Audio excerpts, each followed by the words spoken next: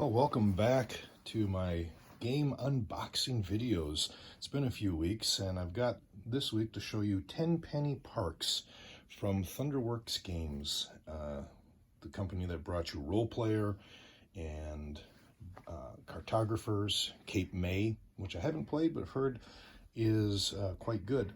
And I'll be honest, I bought this game. It's not a Kickstarter game. I bought it when I saw their advertisement on Facebook, kind of sight unseen. I'm a fan of theme park games, so that was the first hook for me, and I'm starting to really enjoy tile placement games thanks to Planet Unknown and In the Hall of the Mountain King. So I thought I'm going to give this a try. So let's take a look at what they have first. First of all, I just love the artwork on the cover here.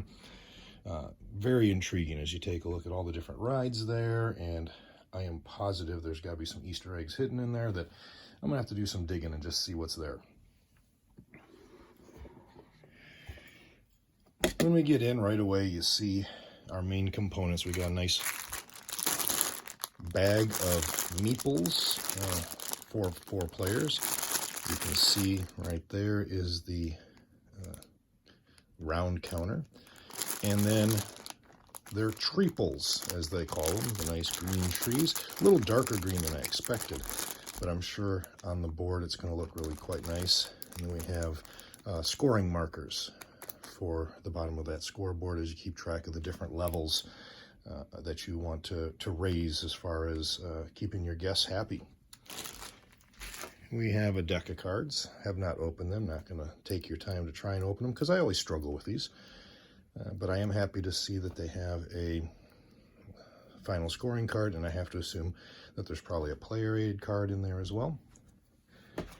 And I always do appreciate when games give you some extra bags to use. I'm not a huge fan of bags though, but if I can't find good storage, this would be the way to go. I know some people use game trays, which is a great alternative, but I also frequent our dollar store quite often and find some decent little storage containers there, oddly enough, like in the food aisle, where you can put spices into it and things like that.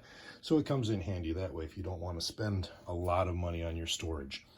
And based on what I'm seeing here, and with the money tokens that we're going to have to use and other things, I'm leaning towards not bags, but probably some of those dollar store storage for now.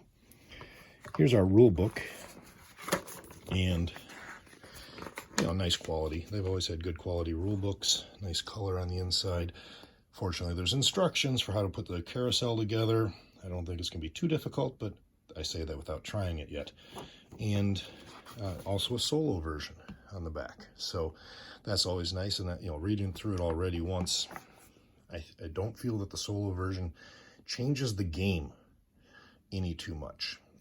Sometimes you get those games where the solo version doesn't feel like the regular version of the game, and that frustrates me a little bit. Then we get to the game board,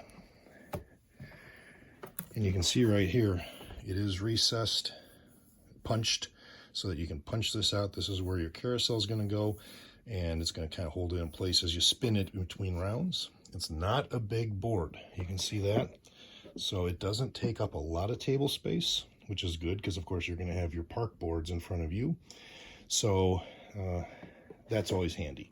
It's nice to see that. I like the back that it looks like blueprint paper, and just a nice little touch there. On the bottom here, you can see those scoring tracks I was talking about. Thrill, awe, enjoy. Those are your major ways of advancing your popularity. One of the major ways of advancing your popularity. Then we get into all the cardboard. The rest of this is cardboard goodness. Layers and layers of cardboard. So you've got your carousel, your first player marker, your VP tokens, more victory points, and then these are the extensions to the board, to your park, and then it kind of is going to get a little bit repetitive, so I'm not going to go through all of these. But we've got our park right here, dollars, $3, victory points, more extensions. We see that a few times, and then we get to the actual park rides.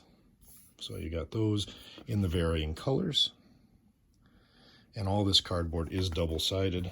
So on the back, you've also got the the parks as well without their names. I'm surprised they didn't do that and have their names on both sides, but it's not a huge deal to me. Not sure which I like better. Oh, these just punched out accidentally, but you can see decent thickness. I think they're going to hold up pretty well. They feel pretty robust. These I'll probably use the bags for, to store them, because, well, that just might be easier. I don't think my other storage solutions will work for that. So there you have it, Tenpenny Parks by Thunderwork Games. I am looking forward to getting that on the table, and until next time, good luck to all of you at the tables.